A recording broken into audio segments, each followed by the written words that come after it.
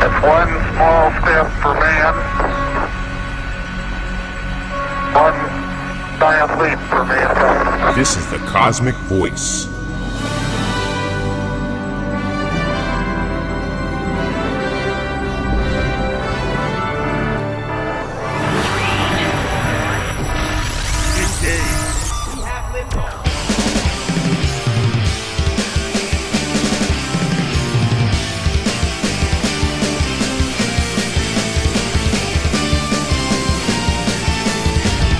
Cosmick Voice. Music, talk, and nothing but business with your hosts, Chris Natalini and Mick Michaels.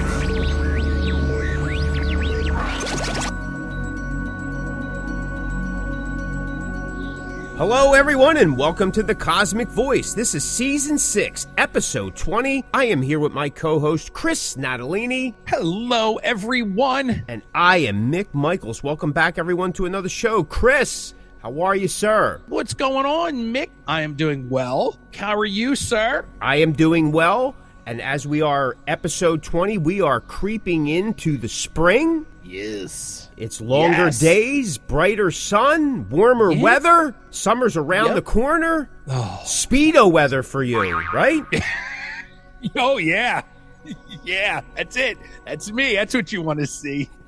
This pale, hairy, scallop-shaped body in a pair of... That's it, man. That's it. Yeah, that's what you want to see. That's the bod that people want. That's it. That's it. The sun blinds them so much they can't tell the difference. Yeah, exactly. You know what I mean? But no, man, listen, longer days. I love longer days. I love when the sun is out longer. Yes, man. When I'm driving home, and even though I got that glare in my windshield, it's still sunny. It's still sunny. There's still some light. That's right. There's still some light. Nah, it's nice. It's energizing. I enjoy it. And I love the heat. We've talked about it before. I hate the cold. I love the heat. I rather sweat than freeze. I just can't seem to ever get warm. But you don't always have to sweat. Just stop moving. See, I stopped moving. You know, make sure that you have air condition wherever you are, and you'll be okay. Yeah, it's funny. You know, as the day we're recording this, it's sunny out. I love when it's sunny and it's a little chilly. Like, I am okay with that because it's sun. You know, because we're always in black, so it hits that black clothing and it warms you up a little bit. I love it. I love that feeling. It's the best. Yeah, sunny brisk. I like sunny brisk. I can handle that. Yeah, sunny brisk is cool. Yep. When it's cloudy and it's cold and damp and then that wind blows, you can keep that. You can keep that. Yeah, I've written my senator many a times to see if he could get rid of it, and unfortunately nothing has happened. I've never gotten a response, and I'm not sure why, but... Yeah. But anybody out there that could take care of that, someone from China, please control the weather. Let's just make it sunny all the time. Yeah, please, man, please. Let's figure this out. Because it really isn't sunny in Philadelphia all the time. I'm just sorry to say. It's really not. It's really not. It's really not. So I wish it would be. But what's been going on with you? Well, as of this recording, we have the first mix of the execution order record, so I am super excited. There's still work to be done, but we got the first mix, and that's the best part. We are moving forward, and I'm super excited about that. How many tracks are going to be on this album? There's 9 tracks on this. 9 tracks. Oh, that's amazing. Yeah, man. Yeah. Full length. Yes. Yeah. I'm super excited about it. Now, are these epic long 13-minute songs, or are we talking...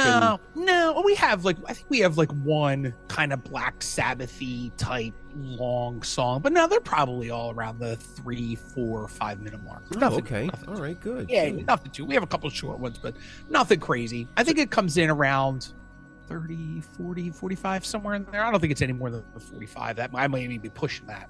Okay, that's great. That's awesome. Yeah. I'm super. Yeah. I was excited when I got the first mix, so I was like, "Oh, this is really happening. We're finally moving forward." So yeah, listen, it's a lot of work. I'm telling you, it is a lot of work. You know, putting together a full-length album is a lot of work. It's a lot of back and forth. I mean, you know, we all go through this. We second guess things. We like it, and then we listen to it. We're like, maybe we could do this. We could do that. And you know, when you have several people involved in the mix, you're getting different perspectives, and then you're trying to find everything that kind of overlaps and go, okay, let's do that. Let's do that. Yes, but it's a lot of work, and a lot of people think.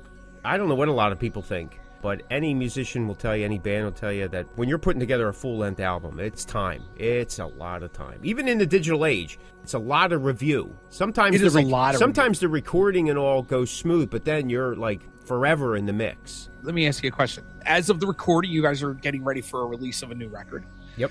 When you guys mix, do you send it to all the members and all you guys talk about it? Or is there like one or two people that just kind of go, all right, how do you guys proceed with mixing? Well, once we finish the recordings of that song, there's a raw mix done so that everybody can listen to it to see if there's anything in the recording that they either want to change or add to, right? So you mean the performance-wise? Performance-wise first. Mm-hmm. Make sure that everybody's on point. Because sometimes when you're in the studio and you're recording and you hear the playbacks, your ears are already getting fatigued. And you're hearing it in a different environment because studios are usually set up to give you the best audio that you can get at that moment. So taking it out of that environment and not listening to it on the master system gives some different perspective. So, you know, you listen to it on the phone or you listen to it. Like, I still like to burn down a CD and listen to it on my old Sony system. Yeah. Like, I have an old stereo that still, to me, is amazing sounding. And I love listening to that. I sit in the middle of the room and I get that feel. I can hear the pans and I can hear the fade in, fade out type of things and where the vocals are falling, guitars and the levels of that. You know, so that first one is basically a performance review. Because then if there's a problem, and Frank always goes, I could do that better. Yeah. And I hear it all the time, and I go, well, if you could have done it better, you should have done it better then. Because then you're just giving me 15 more takes of the same thing, right? I mean, it just doesn't. So if just say everybody goes, okay, that sounds good. Then the next mix, the raw mix then is starting to get massaged. And now we're doing it as like a big canvas piece. Like, how does everything relate to one another coming in and work the song like a roller coaster? So we'll do several more mix reviews like that. If somebody says, oh, I think the guitar should come up here or a little bit more bass here. And as we do some EQ tweaks in here, some other things may need to be changed. Sometimes there's, you know, half a dozen of those reviews that go on. And then finally, once I get everybody's okay, I'll do a few final reviews on my own. And if nobody picked up on the things that I have checked marked, either they're not really listening, they don't care, or they don't know what they're listening for. So if it bothers me after 3 listens, I go change it. Okay? Because there's some things you'll hear and you're like, I don't know. And you'll hear them back and you go, oh, that wasn't so bad. And then you hear it again, I didn't like it. It's a matter of how you're listening to it and where you're listening to it. But if it bothers me 3 times in a row that I can't live with it, I go back and I say, okay, we need to change this. We need to fix this. Okay. At the very end, I guess there's one person, because if it's an engineering thing, and sometimes I'll go back at the very end after I get everybody's input, and there's some things I'll fix, like say there's, I don't know, like a level thing that nobody is picking up on, or it doesn't bother them, but I'm looking at it from an engineering point, like, okay, maybe I need to fix that level a little bit. If I can just cut the top end off, it's not going to change anything. So to me, that's the final mix, just to make sure everything's in the parameters so that when we send it to mastering, you know, we have enough headroom and all that kind of stuff. I think it's similar for almost everybody, but I may be wrong. As far as I know, I think that any band that either I've ever been in or know personally, everybody kind of does it the same way. You know, everybody gets the mix and everybody sends it to one another, and then everybody listens and everybody goes, I think we should pull this back, do this up, or, you know, whatever the case may be. I just know with this band, the guys are a little more, and I mean this complimentary as all hell. You know, they're a little more, they're a little more detailed. You know, they really, really listen to everything that's going on. And I like that too, because sometimes we miss things each other, you know, like there was something with the bass in one of the songs that I picked up on that my bass player didn't. Because maybe he was that section, maybe he was listening to something else or just didn't notice it, like you had said. It's always cool when you get a bunch of guys that, you know, especially the 3 of us, we're so detailed sometimes. Sometimes it's nauseum. To a fault, right? To a fault, how much we'll talk about this, you know, one thing. But at least it's getting done. We've said it before. I try to be a team player, and I like when everybody's kind of on the same page and happy. And sometimes you can't be like that. Like sometimes you have to throw in the white flag and let someone else take it. But, you know, it is what it is. But I just was curious how you guys did it. The rule of thumb for me is I don't necessarily listen to... I've been in bands where everyone will listen to the mix, but they're only listening to their part. To their parts, yeah. And to me, I don't do that. I think it's crazy. No, I don't either. Because it doesn't help the song. And, I need to have more of this, I need to have more of that. Well, okay, what about the other parts? How does that relate to... Because a lot of times I'll hear, I need the drums louder. Okay. And sometimes they're right. Personally, me, the way I mix and way I like to listen to music, I like more drums and bass. I love that pound, that right? drive. Yeah. That drive, right? It really has something to it. But if you get the right mix between the drum and the bass, it's not necessarily a matter of volume. It's a matter of how they couple together and give that audio illusion that it's much louder, right? And that's and again, we talked about this before. It's like movie magic. You're creating certain things in the pan, in the mix, in the EQ. And then I like the guitar kind of just sitting almost right on top. Now, the other thing that I have to alter in my approach is I like the singing. I like vocals tucked in.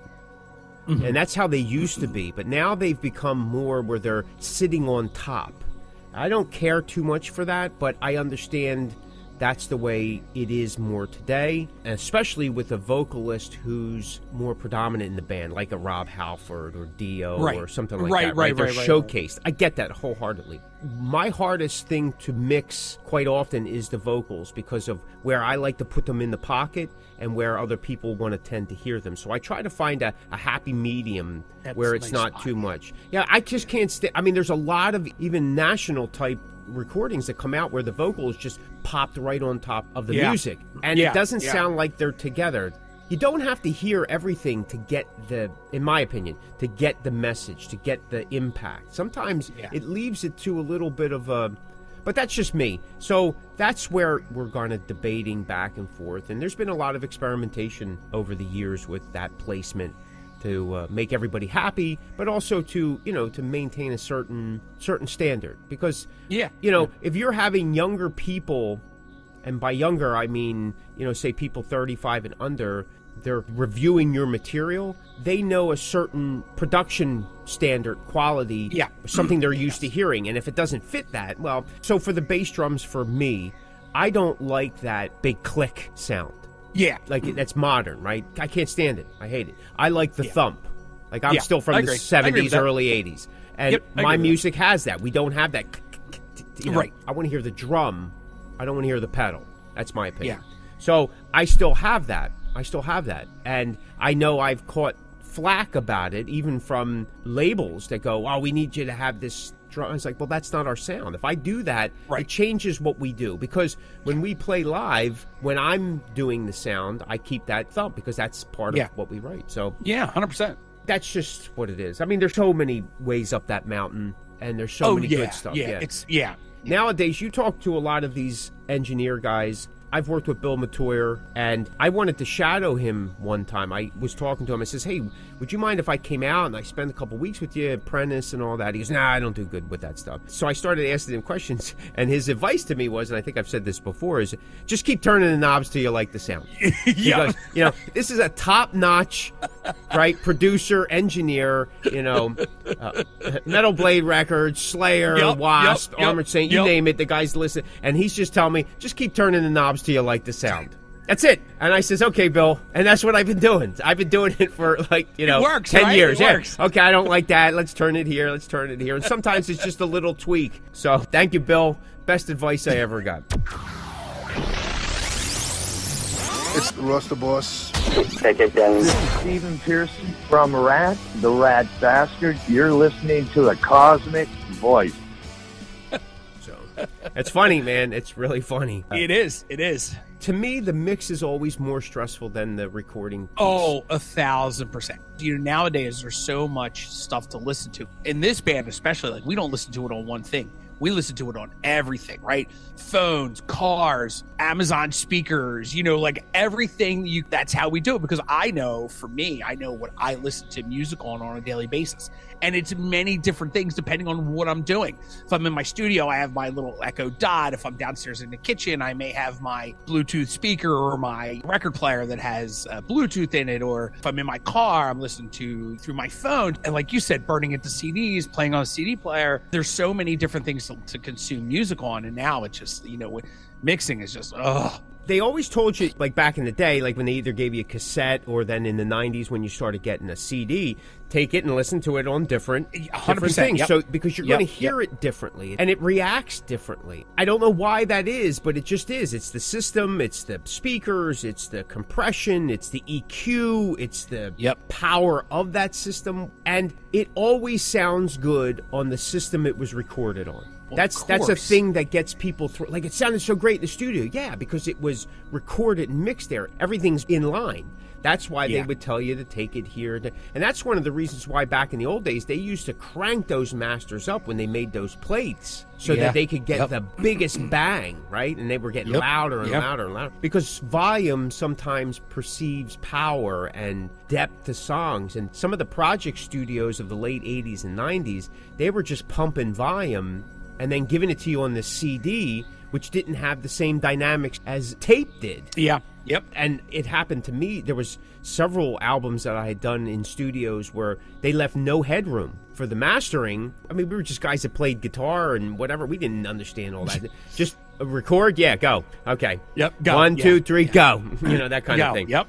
And we get it back and it's like squashed. Well, we had to squash it. There was no headroom. We didn't understand what headroom was. You know, nowadays with these digital platforms and all, they actually give you a big plus and minus that you're working in to keep that headroom. And you do have a little bit more push before it starts breaking up here in digital than you did have in the analog days. But there was that warmness, man. I mean, I don't use analog anymore. It's been a long time since I've done it. I do the digital, of course, for every reason I talked about it on the show and then some. But I try to achieve an analog feel and warmth through what I do the digital. Like, I actually use very minimal effects in terms of things that I'm adding to. Because when you start stacking that stuff, it creates more and more noise. And if you don't know what you're doing, and I didn't early on with this digital thing, and I was creating a super tinny sound or those hi-hats were sizzling like Sizzler on a Tuesday night, and it was buy one, get one steak.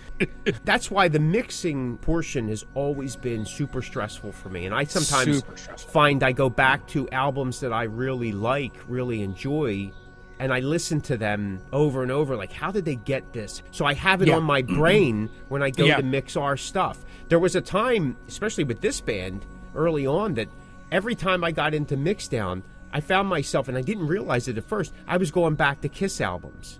I was going back to Destroyer and Rock and Roll Over and even Dynasty. And I was like, how did they achieve certain things, like this tone, this, not realizing, but then I was carrying it over to when I was mixing. It can be even more stressful when you got 4 guys in a band and they're all super detailed oriented and like, hey, it's been 8 weeks. Can we get past song 1? As detailed as we are, we do take on details as a whole. So yeah, like we won't spend, you know, we'll have a little conversation about all 9 songs. Like we'll go through each song and go, okay, do we agree on this? Do we agree on this? Do we agree on that? Okay. And then turn it over to the engineer and go, this is what we hear. This is what we think should be fixed. And then, you know, right. Was it the first Hereafter or the second one? Like, you kept hearing something on your system. It was the first one. Okay. The first I'm like, one. I can't hear it. I can't hear it. I kept moving around systems and I go, you think I'm nuts. I think you're nuts. Finally, I was driving with my daughter in her car, and I says, can we listen to this on your system? It was a Mazda, right? And I was like, man, this is a really nice system. And all of a sudden, I'm hearing it. I'm like, oh my God. I felt so bad. I go, because at this point, I said, you know what? Chris is nuts. He's nuts because I've listened to it on 12 systems. I can't find it. It was some kind of frequency thing. I'm not even sure, but once I realized it, I was like, oh my God, I know exactly what this is. I found it on the track, and I got rid of whatever. I remember I says, Chris, I'm so sorry, man. I go, I thought you were losing it, but, you know, you're right. So, and we fixed it, but that was like several weeks, remember? We were going back and forth, and I'm like, well, maybe I'm nuts. Like, what am I hearing? Like, maybe I'm not hearing what I'm like. And then you're like, am I describing it right? Like, because I don't know how to, you know, translate it because it's just the sound. I even said to you, I go, Chris, I think we may need to get somebody else in here. I think I'm losing my hearing because I don't hear it. I go, I think I've completely lost that range of hearing. That's it. I'm done. I have to hang up. So true, bro. Yeah, so there was the first Hereafter. Yeah, so there is definitely a need, especially now, to listen in on as many different systems as possible because I hate listening to music on my phone alone. There's never any Yeah. bass. You can't hear. There's you no can't. bottom end to it. So I went yeah. out and I bought one of those Sony SB13Xs or 12s, so it sounds like it's a big stereo system. I'll listen to it on my phone once in a while, but I can't stand music on my phone. I hate it. Yeah, It's terrible. It loses everything. Yeah. I know. But see, we're from a generation that loves that bottom end. And you have a Yes, generation of correct. people that's what they're familiar with. Remember, there was an article I shared with you just a couple weeks ago about some producer, I can't remember his name. He said there's no point doing full production albums anymore because nobody's listening to them for those standards. Yes. It's a Yes, waste you of did. time and a waste of money. He also added, I think this is the same article, he also added that there's no talent either and people can't play their instruments. So, yeah, right? So, I mean, there was like a couple shots all the way down. So, we might as well, again, just hang it up. Because last year, if you remember, some of the big label guys were saying that Indie in the Trench type of bands are ruining it for their national acts, their big acts, because they're just putting nothing but crap out there and taking away from the big boys. Well, maybe not. I don't know. I mean, there's some truth in that, but there's some truth in that the Nationals think too. That's 100%, man. I think that's everywhere. To say it's all of us, I don't know. To say it's all production quality, I don't know. Even some of the higher ends, look at the backlash that Metallica got on Saint Anger, right? Was that it? Yeah. Oh, yeah. Yep. Whether they were just attempting something that was their whole reasoning for doing it, or somebody somewhere said, hey, this sounds good, let's release it. There's always somebody that says that. Like when we said somebody watched The Wiz and said, hey, let's release this movie. Yeah, man. Sometimes there's too many yes guys, or there's somebody that doesn't challenge it and go, like, what are you guys thinking? Like, you're going to put this out? I think if I am correct, I think the original idea for St. Anger was, I think Lars wanted to go back to a more demo sounding record like the old days, if I am remembering that story correctly, and it just didn't achieve it. Like it obviously didn't achieve it. He pretty much screwed the pooch on that one. There is something about that rawness of those demos. I mean, there really is. Motley Crue's Too Fast for Love, that album, in my opinion, part of the mystique of that album is the sound of that album. It was like that for all those bands back then. Yeah. Like for all those first couple records of all the big bands like that. Like, oh yeah, man. All of them. That demo sounding bad quality stuff. I mean, absolutely, bro. Yeah. Absolutely. But again, there was a warmth to it. There was something that just made it was electric. Honestly, it was electric. Yeah. It was alive. In my opinion, Shout at the Devil, there's two production qualities to that album. The two songs that were released, they seem to be higher production than some of the other songs. That's just my opinion. Yeah. And then Theater of Pain was super produced, which I like the album, but there's still something magical, something electrifying about that first album. And to capture that, in my opinion, you'd have to go back to doing everything exactly like you did it then. Exactly, yes. That means you have to get that equipment in there. You have to get that. You know, you also need somebody who was there, who did it. Yeah. There are some studios, I can't remember the names and I apologize, but there's some studios in the UK that were designed, built, and stocked with equipment from the 50s and the 60s, early 70s to achieve that same sound, that same warmth. And it's pretty exciting. Some of the equipment was manufactured in modern times, but built to emulate those certain pieces, because some of them pieces of outboard equipment, they don't exist. They didn't survive, getting parts for them, so on and so forth. But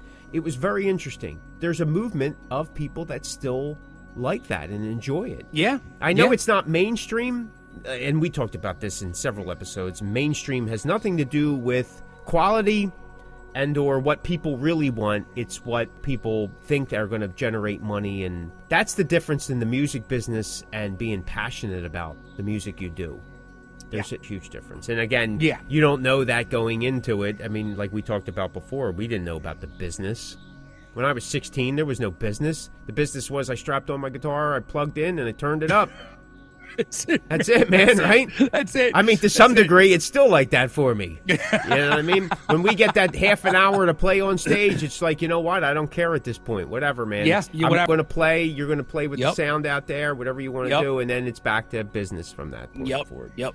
Exactly, man. Exactly. All right, you ready for the show? Yeah, man, let's do it. All right, so the topic of this show is positioning yourself for success, making the power plays. Positioning yourself for success, making the power plays. What's that mean to you, brother? What's that mean? What's a power play to you? So a power play to me, and you know, I've probably said this so many times, and the only reason I say it so many times is because it's such genius move is what Taylor Swift did. You know, she lost the masters of all her big records in the beginning, re-recorded everything under her terms, and released it under her terms. That's a power play, man. That not only is a power play, that is a big middle finger to the entire industry. You know, she just really, you know, the guy that spent millions on her masters, she made him look stupid. That's a huge power play. Prince, you know, he's another one. He was a big power play guy in the songs that he would let people use or not use. And, you know, he had his hands in so many things. If somebody wanted a Prince song, he'd go, no, like, I'm not letting you use that, but I'll let you use something else. You know, he wrote all kinds of different music and different songs, and he was a big power play guy. So big power play to me is just kind of thinking, kind of like what I said, I think it was last episode or maybe the episode before, like thinking outside the box, doing something that is going to push your band forward. And I'll give you a little hint here of how we used to do it. So back in the day, a couple bands ago, we used to play Brooklyn a lot, and we were a band from South Jersey. So it was a big deal when we played, and we were playing L'Amour's, and we were playing L'Amour's in Brooklyn with a lot of big bands. It was a ticket selling gig. So we had to sell a lot of tickets, and we kept being asked back because we moved a lot of tickets. Well, the way we moved tickets was we kind of did what you guys do now, Mick. You know, buy two, get one free, or buy a CD and a shirt, get a free ticket. We did all that. You know, we very rarely back then bought any of our own tickets. Let's just say L'Amour's gave us 50 tickets. Now, again, we're coming from South Jersey to Brooklyn, but we're playing with some big name acts. And, you know, not many people are driving from South Jersey to Brooklyn. So we had to figure out how we were going to sell tickets in the Brooklyn, New York market. And what we did was at the time, well, there was MySpace at the time, you know, that too. And, you know, it only takes one time. If you get a bunch of fans out there, I shouldn't say out there, if you get a bunch of fans somewhere else and they follow your band, then you just hit them up constantly. What we did was the first time we came up with a plan that we were going to sell, you know, CDs, T-shirts, whatever we could. We did online. We did through MySpace back then. And that's what we were doing. We kind of reached out we found metalheads that were in the New York-ish area. We did our research and we contacted them and said, hey, you know, we have these tickets if you're going to go to the show. And then it just kind of snowballed from there. And then what we would do is the day of the show, we would get there a little early and we would meet all these kids and sell the tickets right there on the street, you know, that had already pre-purchased them or, you know, whatever the case was. But the more work we did that way, the easier it was to sell. So every time we got to play L'Amour's in Brooklyn, when we were announced that we were playing, we probably sold almost half our tickets at that point because all these kids would hit us up and go, hey, you know, what do you got deal-wise this time? Oh, you buy two, you get one free. And, you know, or maybe you buy two for half price and then we would cover the rest, like whatever the case may be. But we we barely ever put money out of our own pocket to move 50 tickets at L'Amour's in Brooklyn. And again, we were a band from South Jersey and we were super successful in bands all the time. Like, how are you guys doing this? And we just went, you know, we never really kind of told anybody what we were doing, but we weren't doing anything that was super secretive. We just kind of smart about it. You know what I mean? We said, listen, we want to play this club for our bio. I mean, it's a great thing to say that I played L'Amour's in Brooklyn with King Diamond and Prong and, you know, all these big hitters, and played there a numerous amount of time. And that's how we did it. And we did it successful. And the owner loved us because we weren't just buying tickets. Because as you know, and even back then, they were putting your name on the tickets. So they knew when a ticket comes through the door, they knew where this ticket buyer got this ticket. You know, if you're a band and you buy all these tickets, you know, you hand the guy however X amount of money and none of your tickets come through the door. Well, you're not really doing anything for yourself. Sometimes the clubs and promoters don't care because they got the money, but some do. But it's not helping your band any, right? Like, it just does, and that never made sense to me. So, you know, we'd have all these tickets still come through the door, and the owner would be like, man, you guys are awesome. Like, you're coming from 2 hours away and you're selling the tickets that we gave you. And then eventually it just became, I think one of the last times we played L'Amour's before they shut down, promoter was like, you guys don't have to sell tickets. Like, just come play. And I think it was like the last 2 shows we did there, we didn't have to sell a ticket because we did our work. So it was one of those things that even Brooklyn bands couldn't even move the tickets that we were moving. Same thing. When I was playing the Troc with the New York Post Superstars Dawn of Correction, there was a time where we outsold Static X because we did things like that. And I'll never forget it. You know, when we opened for Static X at the Troc, Static X was so excited because they were like, oh my God, look at all the people here. And guess what? By the time they were on, the place emptied out because we had sold like 200 tickets. And we did the same thing. We just CD shirt, get a ticket, you know, buy 2 tickets, get a CD, whatever it was. Like we just constantly just was able to move stuff. Now, obviously, I know it's a little harder nowadays, but that's a power play, right? Like you're being successful and, you know, pushing your band to the next spot because again, we sold all these tickets for the Troc and then we constantly kept getting asked back. So it's that kind of stuff. And you guys do it too. I mean, I know you guys do it for a fact. I know you do it. And it's one of those things that you just kind of have to think outside the box, you know, to power play. We've said this a couple times through the years we've been doing this. Thinking outside the box sometimes is you just have to. You just have to do it. Sometimes it works, sometimes it doesn't, but you have to do it. You have to at least try. And then you go, all right, well, that didn't work. And then you try something else. But power play, again, Taylor Swift, you know, as much as I know we're not a Taylor Swift pop music podcast, we're a music podcast. And when I think of power plays, when I think of smart people and I just, you know, I'm so moved by people that do really smart things because I go, man, like what a great idea. Like just what a great idea. And she's like, you know, she's such a powerhouse. I think what she did is totally brilliant. You know, she just gave a middle finger to the whole industry. And she said, oh yeah, you want to take my masters? Well, I'm going to do one better. And, you know, and as we talked about before that nobody even plays, you know, any radio stations, they don't even play those original masters because, you know, they want to make sure that she gets the credit for it. Now, is it her? Is it her people? I think it's more her. I think she's super smart like that. Even some of the songs that were hits for her, you know, there were longer versions that they ended up cutting down and putting on the record. Well, she put that 10-minute version out on, you know, her record because she said, this is how the song goes.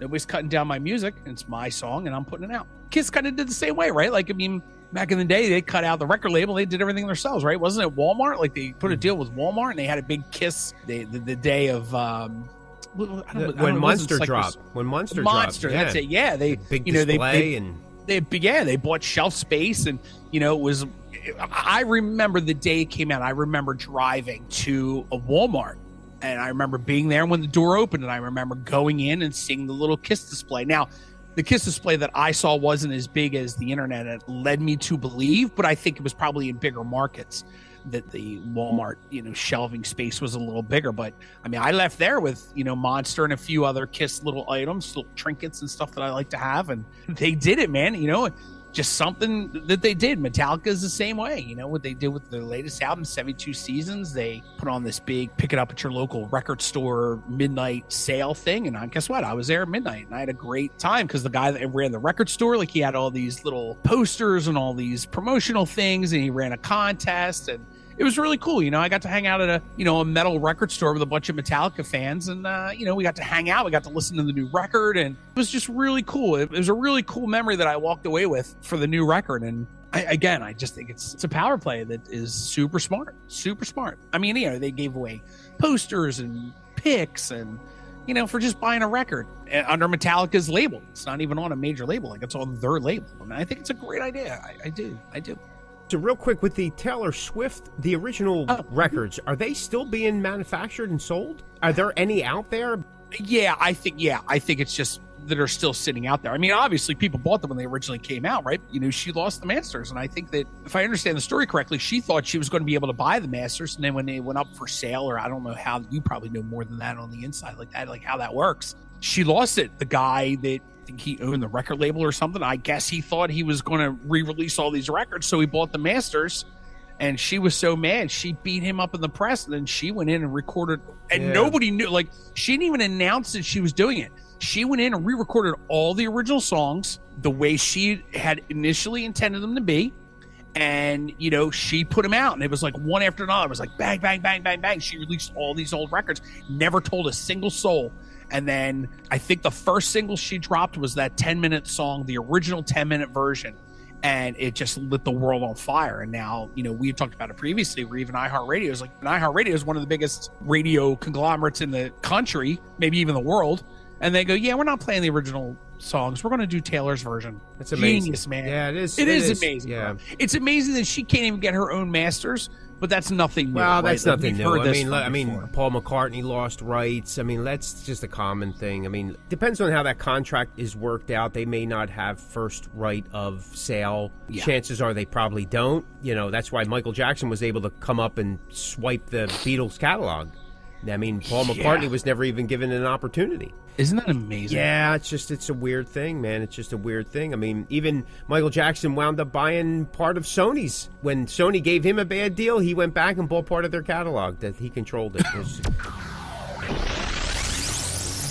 You are listening to the Cosmic Voice with your hosts, Chris Natalini and Mick Michaels. Power plays are definitely something that a band or an artist would do that moves them up a notch, right? I mean, like you said, it could be about getting on a big show or on a festival. We had actually done that with a festival. And I've said this before, anybody that's played the bigger festivals or medium to bigger festivals, you just don't get on those festivals unless you're a big name. Like, you're not invited. Okay? You're right. If you're invited, that's a different story. But most of those festivals, those bill fillers, you got to pay to get on it. Yeah. And somebody approached us about doing it, then they hit us up with this amount. And I'm like, nah, I'm not interested in that. But we thought that it'd be a good idea for us to do. So what we decided to do is, hey, we were going to throw out an offer. We weren't going to put any money out, but we were going to leverage what this band already has in effect. And that's our social media platforms, our promotional tactics, the things that we've been doing for ourselves and anybody that's kind of sponsored us, and leverage that awareness to gain more traction. And when I presented with the person who was booking the festival, and I explained to him, I says, hey, we'll do some commercials for you. We'll do this, we'll do that. We'll include it in a press release. This is stuff that we would normally do anyway. So to me, it wasn't costing us anything but some of our time. And people could say, well, time is money. And you're absolutely right. But we were already putting it into, including it with whatever we were already doing. So it was just another line here, another logo there, whatever the case. Another click record, 30-second spot. So we did all these things. It cost us nothing. And we were able to do the show. It was really cool for us. Like, I mean... we got what we wanted out of it. They got what they wanted, actually more. Like, whatever they were charging, and I can't remember what it was. I don't remember what it was, because once I overlooked whatever that was and going to create my own deal. And again, I didn't publicize it. I didn't wear it on my sleeve like, oh, yeah, we didn't, nah, man, we just did our thing. We treated it as if we were paying for it. We're doing a trade, right? The barter system. And I am huge on the barter system. I've talked about this before. Everything is negotiable. Everything. And if you are leveraging your band or your artistic talents, your brand, in a way that it can work for other people, then you need to utilize that. You need to leverage it. You're not building up a social media platform to not do anything with it. So it's in these events. And the thing is I feel that power plays are done best behind the scenes. You don't have to go talking about it. You don't have to go, making a big deal about it, getting your ego all stroked and all that kind of stuff. I think it's silly. I think the behind-the-scenes stuff, like you said, using Taylor Swift, she went in, recorded, didn't tell anybody, bang, she drops it. It's like, oh, my God, what happened here? When this happened? Because to the average person, time is going by. You may get lost. Like, well, how long ago was that? I don't, whatever. And then all of a sudden, this is what you have. I came from a belief that you keep what you do quiet until you're ready to release it. That kind of thing. Because you don't want people putting the maloiks on it, the bad juju, whatever you want to call it. Also, there's no reason to sit and listen to naysayers, because no matter what your level is, there's always naysayers. Always naysayers. Always. For this band and other things that I've done, I've heard, why would you do that? Who did and that? And hey, listen, what do you want? What do you want? Yeah. Power plays are nothing more than making your own luck or making your own opportunity, however you want to look at it.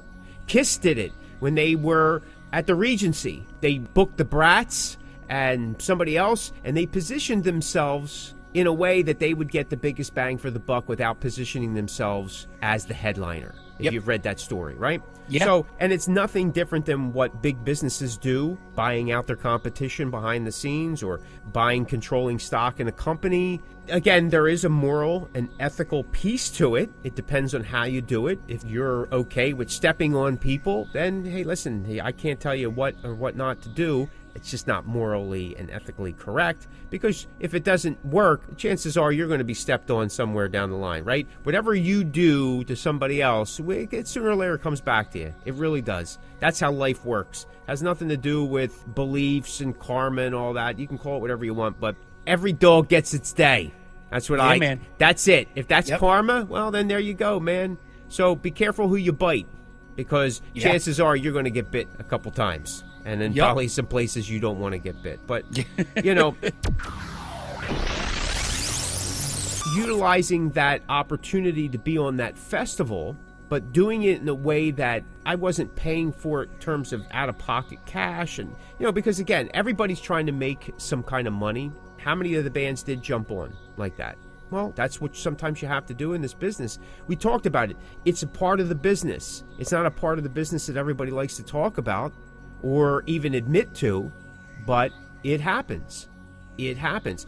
Some other power plays, oftentimes getting involved with other people who can further your career in a positive light, right? I mean, there's people you can get involved with that can further your career in a negative light, which doesn't help. You brought up a good point about when you were playing L'Amour's, at some point you didn't have to sell tickets anymore. They said you did your time. Right.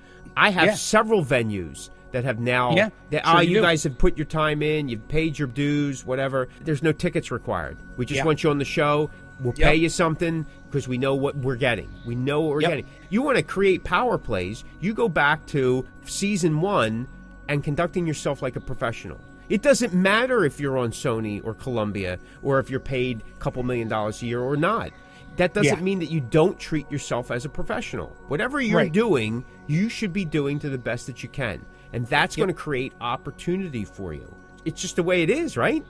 Yeah, 100%. Yeah, couldn't have said it any better. You have to create your own path, and sometimes thinking outside the box or just being smart about things. And, you know, some things are going to work and some things aren't going to work. But do it, try it, see what happens. And if it works, and you just continue to do it. I don't know. You just have to be smart about things sometimes. You have to think about. You just got to try it, right? If you're trying to leverage your professionalism, well, then it's going to come back and pay. Like Chris said, it's not always going to work.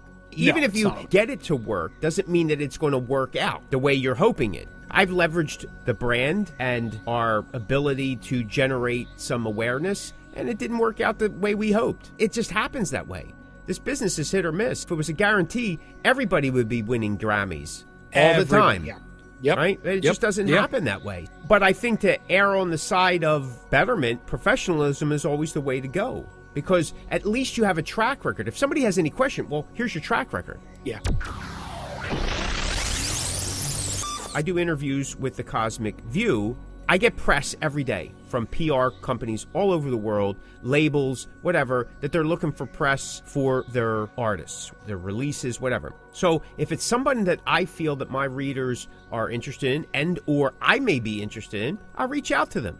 Listen, and we get inundated with, I don't know, sometimes hundreds per week of this stuff. Like, you can just completely get lost.